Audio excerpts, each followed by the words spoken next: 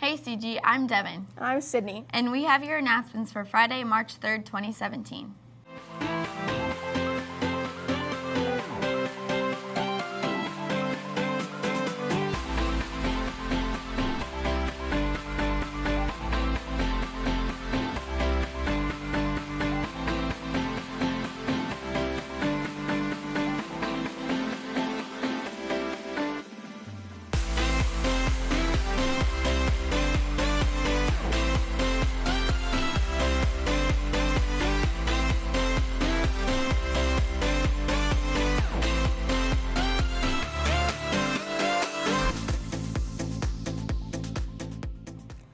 Attention teachers, the Advanced Nutrition and Wellness classes are looking forward to you trying their chilies today at lunch. Periods. See you there.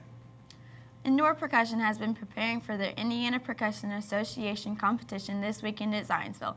Kelsey Osborne and Mara Baston talked to a few percussionists and bring you a video about what they do. During this fickle winter season, students are getting involved in many activities. For those in percussion class, many students decide to participate in indoor percussion. These students work hard practicing and choreographing a show to perform at competitions. A few students told us about indoor percussion and this year's show. We get this product in December and we have to make it a really good production by the end of the season in April. So probably just seeing the progress from December to April is just a really cool experience. This will be my third year. I've played every single instrument in the drum line, and it's been a really cool experience. I love how you progress throughout the years and you just get better. So indoor percussion is pretty much an after-school activity, sometimes late into the night, but we'll practice 3 hours every day, and we have a show that we'll perform at competitions every few Saturdays, so that's pretty fun. Indoor percussion is it's all percussion, and it's just a bunch of percussion instruments, and in the back part you have all the moving instruments, and then in the front part is the standstill, and everyone's doing visuals, and it just comes together to put a big show. So our show is called Sarah, and it's about the desert, and it's just like a mysterious desert theme. It's called Sarah, and which means desert. So basically we're just in this desert and we're supposed to be thirsty and dying, and we're trying to find life and water and trying to just figure out a way to get out of the situation. It's basically the whole show. Well, we have a competition tomorrow at Zionsville, which we perform about 8:30-ish. And then we also have a competition the following weekend, which next weekend we have Franklin Central, and we perform Saturday and Sunday. It's been a while since our last competition. We've gotten a lot more production, and I'm really excited about it.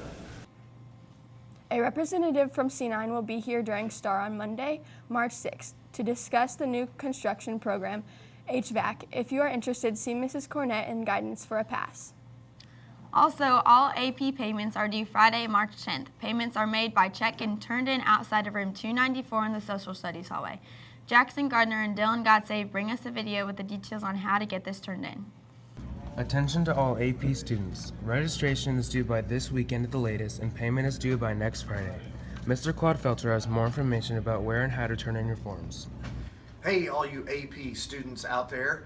There's still several of you that haven't paid, and probably a few of you that haven't registered yet. The time to do that is now.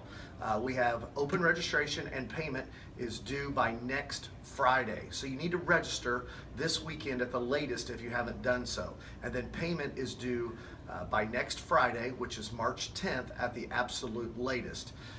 Once you have registered, you print out the registration form from the Total Registration website. All of your AP teachers have the information on how to get to that website, and there are also QR codes on nearly every bulletin board throughout the school. Once you have gone to the Total Registration website, you print out the registration form when you're done, and it tells you how much money you owe. So if you haven't paid yet, you need to attach payment via check to Center Grove High School, and you attach that check to the registration form that comes from the Total Registration website. Once you have done that, you will return the check and the registration form to this beautiful orange box that is outside of my room.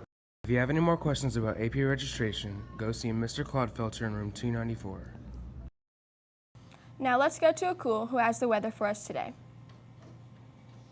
Hey CG, currently it's sunny with a temperature of about 31 degrees outside. It will get up to about a high of 36, but if you plan on going to the basketball game at Whiteland tonight, expect a slight chance of snow falling with temperatures falling below freezing again. Tomorrow, however, it will feel a little bit more like spring with the temperatures getting up to about 53 degrees. Back to you. Thanks, Akul. Attention, all members of Book Forum. Our next 2 meeting dates will have changed. We will meet on Thursday, April 6th to discuss The Sky is Everywhere. The final meeting will be on Thursday, March 11th to discuss The Love That Split the World. We will meet in room 162 at 7 a.m. See you then. Last night, the track and field opened their season in the indoor conference. The boys' track team finished as runner-up, with Grant Mason running the 60-meter dash and Christian Goins winning both 60-meter hurdles and high jump. The girls' track team finished third at the conference meet, with Julia Riley winning the conference title in the long jump and Kylie Falconing winning the pole vault. Tonight, the boys' basketball team kicks off sectionals, playing against Whiteland at Franklin Central. Sectional tickets can be purchased in the athletic office until 1:30 p.m. today. Sophia Lackey brings us a preview of the game. The Trojans have their first round of sectionals tonight. Every team has their strengths and weaknesses. Han explains what those are. I would say our biggest strength is just our improvement. I think from the first week of the season to now, we've improved across the board. Every player's improved. As a group, we've improved. And most importantly, I think our defense is really kind of locked in, and we figured out who we are offensively and defensively. I would say our biggest weakness is just consistency still. We're a relatively young team, and we've improved a lot in this category. But I think that still being consistent for 32 minutes defensively, getting a great shot every time down offensively, the better we can get at that, the better our chances are of winning this week. The Trojans have been working hard in practice this week. Seth Piercefield explains a couple things they have been focusing on. We've really been focusing on communication, being able to talk to each other on and off the court, and our defense, we've been focusing on how to stop them and how to just get out into our offense and get on the break and go score the ball. Kaz Okanowski is a senior. He explains his role for the younger teammates. As a senior, I have to be a leader on and off the court. I got to talk people through things because I know the system and how stuff works. Spencer Piercefield explains what the advantage they have over Whiteland this time will be. We've won our last 2 games, so we have a lot of confidence going into the sectional game on Friday, and also we know what they're going to do. They have big tendencies that we can take away, and we know how they're going to defend. Ben Nickerson transitioned halfway through the season from JV to varsity. He explains what will be different this game from last. The first time I played him, it was my second game, so I was pretty nervous, but this time, since we played him before and I've played more games, I'm more confident. Thanks, Sophie. Best of luck to the boys' basketball team. And that's all we have for you today, CG. Bye.